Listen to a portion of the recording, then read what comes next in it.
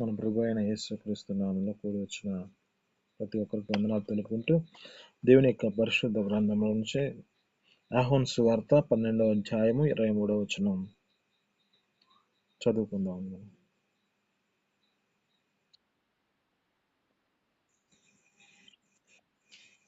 ఆహోన్ సువార్త 12వ అధ్యాయం 23వ వచనం.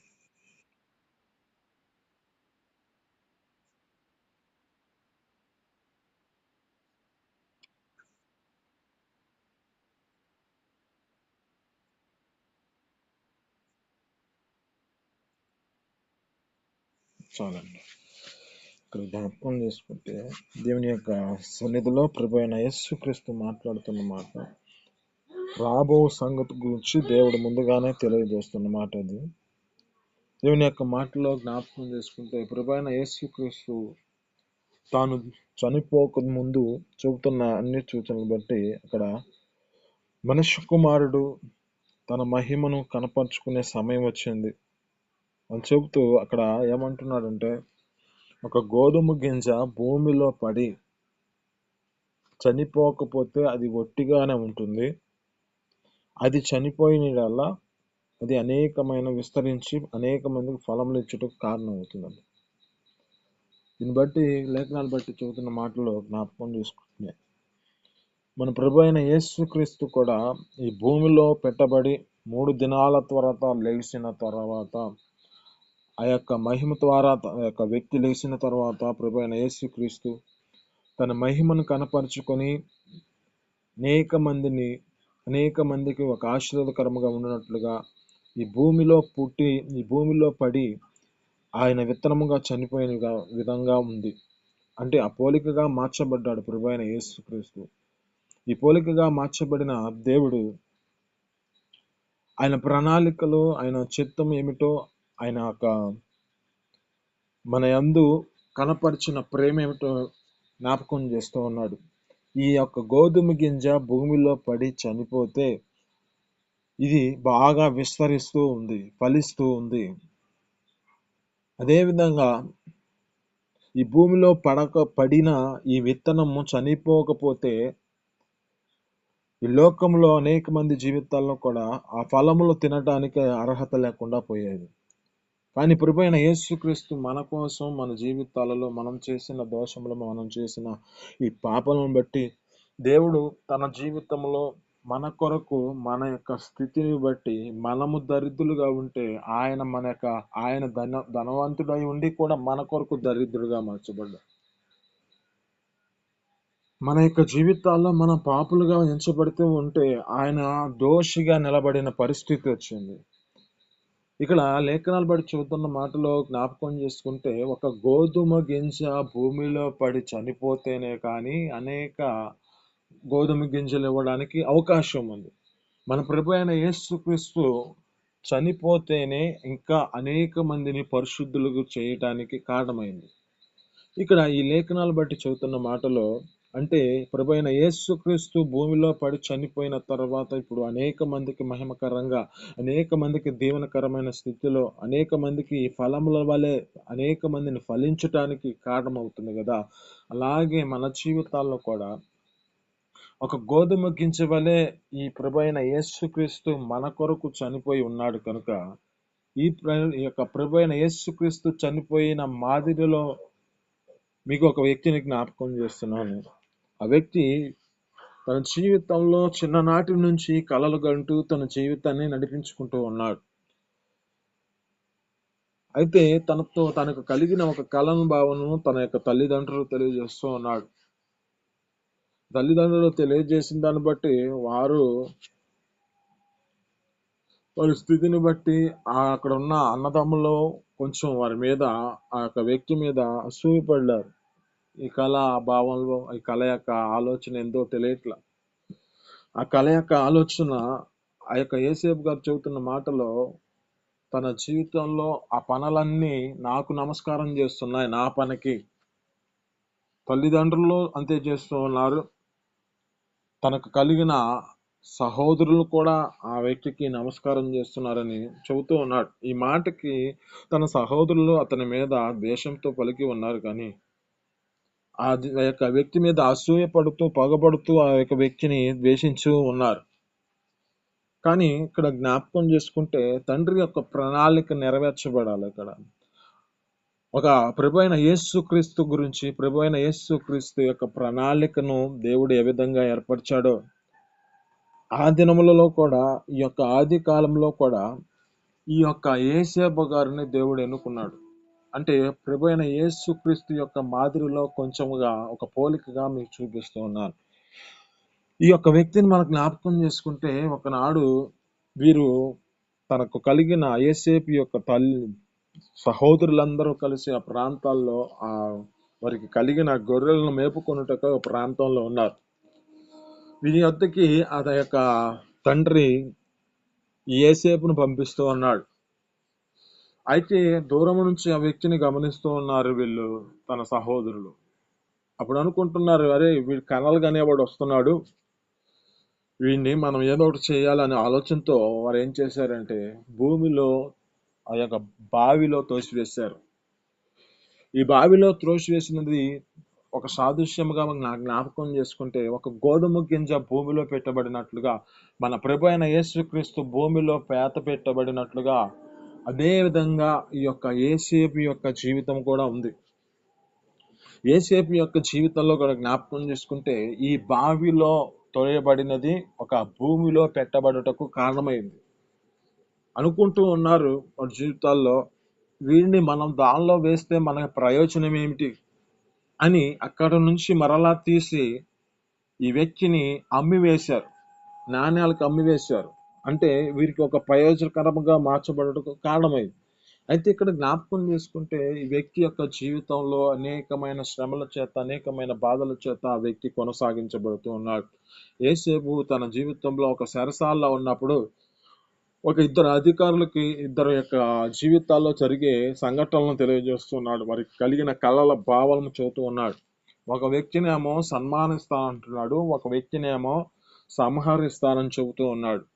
ఈ మాటలు విన్న ఈ వ్యక్తి జీవితంలో ఇతని స్థితిని బట్టి అక్కడ వారు ఎవరైతే సంహరించబడతారో అని వారికి చెప్పాడు, ఎవరైతే సన్మానించబడతారో ఆ వ్యక్తితో మాట్లాడుతూ ఉన్నాడు. ఏమనంటే, నీవు నన్ను ఒకసారి జ్ఞాపకం చేసుకో, నిన్ను ఈ విధంగా సన్మానిస్తాడు ఆ యొక్క రాజు అని చెప్పినప్పుడు ఆ వ్యక్తి మర్చిపోయాడు. కానీ దేవుని యొక్క చిత్తం ఒక ప్రాంతంలో నెరవేర్చబడాలి, దేవుని యొక్క ప్రణాళిక నెరవేర్చబడాలి. అక్కడ జ్ఞాపకం చేసుకుంటే రాజుకు ఒక కళ వచ్చింది కొన్ని దినాల తర్వాత. ఈ కళ రావడం ద్వారా ఈ కళ వచ్చిన దాన్ని బట్టి కలవరపడుతూ ఉన్నాడు. ఇదేమి కళ, ఈ కళ భావం ఏమిటి అనే ఆలోచనలో కలిగి ఉండి వారికి ఉన్న వారితో చెబుతూ వీటి యొక్క భావం చెప్పే వ్యక్తులను గమనించమని అడుగుతూ ఉన్నాడు. అయితే అప్పుడు ఈ యొక్క వ్యక్తికి తెలియబడింది, సన్మానించిన వ్యక్తి అప్పుడు గుర్తు తెచ్చుకున్నాడు. అయ్యా, నేను చెరసాల్లో ఉన్నప్పుడు ఒక వ్యక్తి ఉన్నాడు, ఆ ప్రాంతంలో నాకు జరగబోయేది ముందుగానే ఈ కళ భావం గురించి నాకు చెప్పాడు అని చెబితే అప్పుడు ఈ యొక్క యేసేపుని ఆ ప్రాంతంలోనికి తీసుకెళ్లి ఆ ఫరో రాజు ఎదుట పెడితే ఆ రాజుకి చెబుతున్న మాటలను బట్టి ఆ యొక్క కళను చెప్పాడు, ఆ కళ భావం చెబుతున్నాడు. 7 బలమైనవి, 7 బలహీనమైవి. ఈ 7 కాలాలు, 7 సంవత్సరములు మంచిగా సమృద్ధిగా ధాన్యం పండుతుందయ్యా. 7 సంవత్సరాలు గొప్ప కరువు చేత నింపబడుతుందని ఈ యొక్క యేసేపు గారితో చెబుతున్నాడు.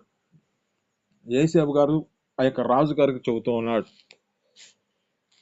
ఇక్కడ జ్ఞాపకం చేసుకుంటే 7 సంవత్సరాలు సమృద్ధిగా పండుతుంది, 7 సంవత్సరాలు కరువు కలుగుతుంది అని చెబుతున్నాడు. ఈ మాటలను బట్టి రాజు గారికి అది నమ్మటానికి అవకాశముగా ఉండటం బట్టి వాటి మీద ఆ యొక్క వ్యక్తిని ఒక అధికారిగా ఉంచి యేసేపుని ఆ ప్రాంతంలో ఆ ధాన్యం అంతటను 7 సంవత్సరాలు సమృద్ధిగా పండిన పంటను తీసుకెళ్లి ఒక ప్రాంతంలో నింపబెట్టారు. అయితే దేవుని యొక్క ప్రణాళికలో జ్ఞాపకం చేసుకుంటే ఆయన కలిగిన కళ అది నెరవేర్చబడడానికి కారణమవుతుంది. ఆ దినాల్లో జ్ఞాపకం చేసుకుంటే తన ఉన్న ప్రాంతంలో తన తల్లిదండ్రులు, తన సహోదరులు ఉన్న ప్రాంతంలో కూడా ఒక 7 సంవత్సరాలు సమృద్ధిగా పండిన తర్వాత 7వ సంవత్సరం నుంచి ఆ యొక్క 8వ సంవత్సరం నుంచి ఇంకా కరువు దినాలు కనుక ఈ కరువు దినాలు ప్రారంభమైన దినాలలో వారికి కొదువ కలిగిన దాన్ని బట్టి పలానా ప్రాంతంలో ఒక ప్రాంతంలో ధాన్యం ఉన్నది అని గ్రహించి ఆ ప్రాంతానికి ప్రయాణమై తన సహోదరులు వస్తూ ఉన్నారు. ఈ తన సహోదరులు వస్తున్న ప్రాంతములో ఈ యొక్క యేసేపు గారు ఉన్నాడు. అంటే ఇక్కడ జ్ఞాపకం చేసుకుంటే మన ప్రభువైన యేసుక్రీస్తు కూడా మనకి ఒక మాదిరి చూపించి ఈ భూమి మీద ఆ వ్యక్తి చనిపోయి ఏ విధంగా చనిపోయాడంట మనమే మన జీవితాలలో ఆయన్ని సిలువేయండి అని మనం అంటున్న దాన్ని బట్టి ఆ యొక్క ప్రభువైన యేసుక్రీస్తుని భూమిలో పెట్టబడిన పరిస్థితిలో ఉన్న ప్రభువైన యేసుక్రీస్తు మన కొరకు ఒక మార్గము, ఒక నివాసాలు సిద్ధపరిచాడు. అక్కడ అంటుంది యోహాను సువార్తలో 14వ అధ్యాయం 2వ వచనం అనుకోండి. యోహాను సువార్త 14వ అధ్యాయము 2వ వచనం. నా తండ్రి ఇంట అనేక నివాసములు కలవు, లేని ఎడల మీతో చెప్పుదును, మీకు స్థలము సిద్ధపరచ వెలుచున్నాను. నేను వెళ్ళి మీకు స్థలము సిద్ధపరచని నేను నుండు స్థలములో మీరును ఉండులాగున మరలా వచ్చి నా యొద్దనున్నట్టుకు మిమ్మల్ని తీసుకొని పోవుదును. మన ప్రభువైన యేసుక్రీస్తు మన కొరకు ఎంతగా సిద్ధపరచున్నాడో ఆ స్థలములో ఇక్కడ యేసేపు యొక్క జీవితంలో కూడా జ్ఞాపకం చేసుకుంటే తన సహోదరులకు ముందుగానే దేవుడు సిద్ధపరిచి ఆ యొక్క వ్యక్తులను ముందుగానే ఆ ప్రాంతాల్లో ఉంచేశాడు. ఆ జనంలో జ్ఞాపకం చేసుకుంటే తన సహోదరులు ఎదురు వస్తున్న ధనంలో ఆ ధాన్యము కరువు లేక వారి కరువు స్థితిలో ఆ యొక్క యేసేపు గారి ఎద్దుకు వస్తున్న దినములో యేసేపు గారు వారి ఎదుట నిలబడినప్పుడు తనకి కలిగింది గుర్తుకు వచ్చింది, వీరు నా సహోదరులని గమనించి వారితో మాట్లాడుతూ తన యొక్క సంతోషముగా తన జీవితంలో తనకి వచ్చిన కళ యొక్క భావన ఆ యొక్క వ్యక్తి జీవితంలో నెరవేర్చబడిందని ఆ యొక్క ఊహించుకొని అది జ్ఞాపకం చేసుకొని సంతోషిస్తూ ఉన్నాడు. ఇక్కడ మనం ఏం జ్ఞాపకం చేసుకుందామంటే ప్రభువైన యేసుక్రీస్తు భూమిలో ఏ విధంగా పడి చనిపోయి అనేక మంది ప్రజలకు ఆశీర్వదకరంగా మార్చబడ్డాడో అలాగే యేసేపు యొక్క జీవితంలో కూడా జ్ఞాపకం చేసుకుంటే గుంటలో తోయబడ్డాడు, చెరసాల్లో వేయబడ్డాడు, ఇంతగా తన జీవితంలో శ్రమ పెట్టబడ్డాడు. కానీ అదే వ్యక్తి అనేక మందికి ఇప్పుడు ప్రజలకు అక్కడున్న ప్రాంతానికి ఆ జనమునకు ఒక ఆశీర్వాదకరంగా మార్చబడ్డాడు. అంటే ఇక్కడ జ్ఞాపకం చేసుకుంటే ప్రభువైన యేసుక్రీస్తు ఇప్పుడు అనేక సమస్త జనులందరినీ ఒక ఆశీర్వాదకరమైన ఫలముగా మార్చబడినట్టుగా భూమిలో పడి చనిపోయి లేచాడో అదే విధంగా ఈ యొక్క యేసేపు యొక్క జీవితంలో అదే మాదిరి కనపడుతూ ఉంది. అయితే యేసేపు యొక్క జీవితంలో జ్ఞాపకం చేసుకుంటే అనేక శ్రమలు పడ్డాడు, కానీ ఇతని జీవితంలో దేవుని యొక్క ప్రణాళిక, దేవుని యొక్క చిత్తము అక్కడ ప్రాంతాల్లో నెరవేర్చబడటానికి కారణమైంది.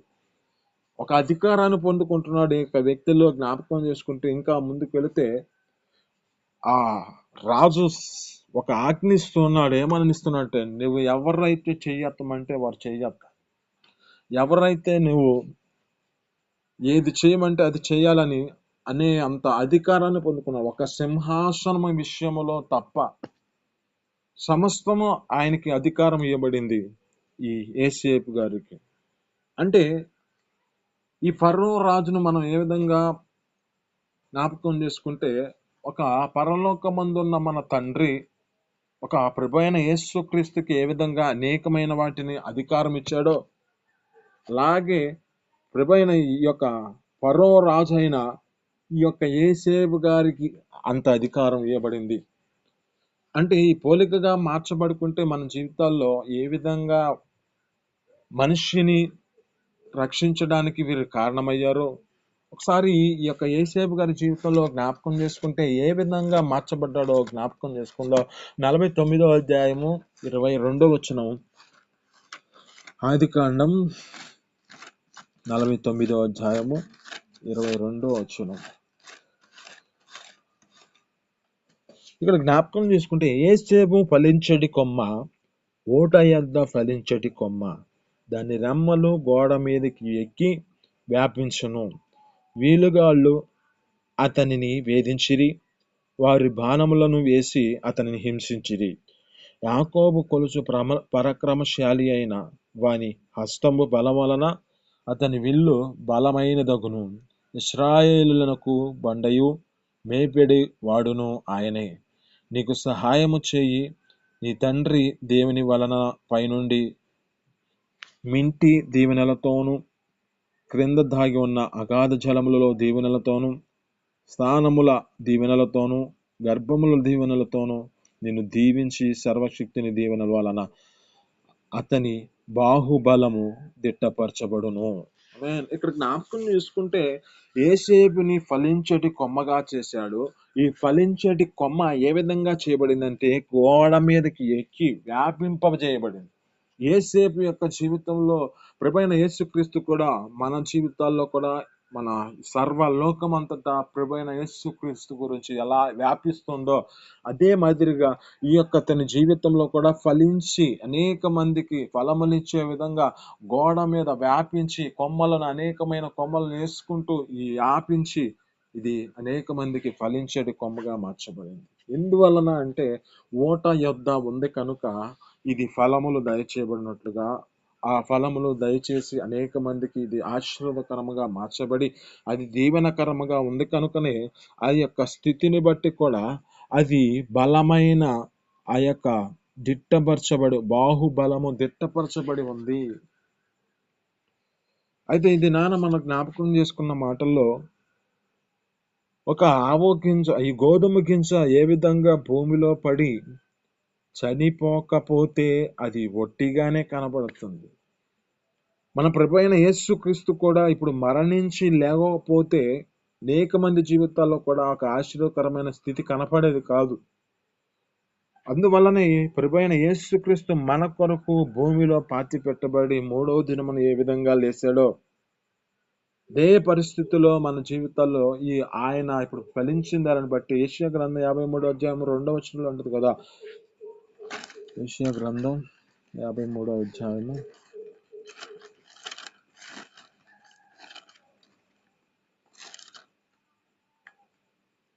లేత మొక్కవలెను, ఎండిన భూమిలో మొలిచిన మొక్కవలెను అతడు ఆయన ఎదుట పెరిగెను.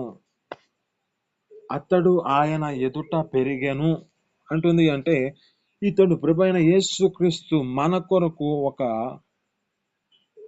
ఇత్తనముగా భూమిలో పెట్టబడి ఆయన మరలా మన కొరకు మన జీవితాలలో ఆయన పొందిన స్థితిని బట్టి లేత మొక్క వలె మరలా పైకి లేస్తూ ఉన్నాడు.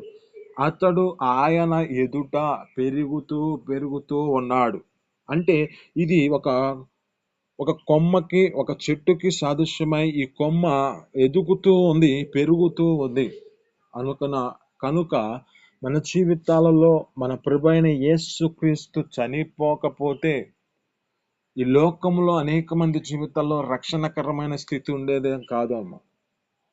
కనుకనే ఈ గోధుమ గింజ భూమిలో పడి చనిపోయి అది విస్తరించి అనేక మందికి ఆశీర్వాదకరంగా మార్చబడింది. కనుక మన జీవితాల్లో కూడా అదే స్థితిని బట్టి శరీర సంబంధముగా, అంటే మన జీవితాలు శరీర సంబంధముగా శరీర క్రియలన్నిటిని మనం చంపివేసి భూమిలో పాతిపెట్టి ఆత్మానుసారంగా మన జీవితాల్లో ఫలిస్తూ అనేక మందికి ఫలంలో దయచేసే విధంగా ఏ విధంగా యేసేపు ఫలించటి కొమ్మగా దాన్ని గోడ మీద వ్యాపించి ఏ విధంగా వెళుతూ ఉందో అదే జీవితాన్ని మన జీవితాల్లో కూడా అదే స్థితిని కలిగి మన శరీర క్రియలన్నిటిని భూమిలో పాతి పెట్టబడి ఒక ఆత్మానుసారంగా మనము లేత మొక్క వలె చిగురుతూ మన జీవితాల్లో ఫలించే విధంగా మార్చబడి అనేక మందికి ఒక ఆశీర్వాదకరమైన ఫలములు దయచేసే విధంగా మనము మార్చబడము గాక.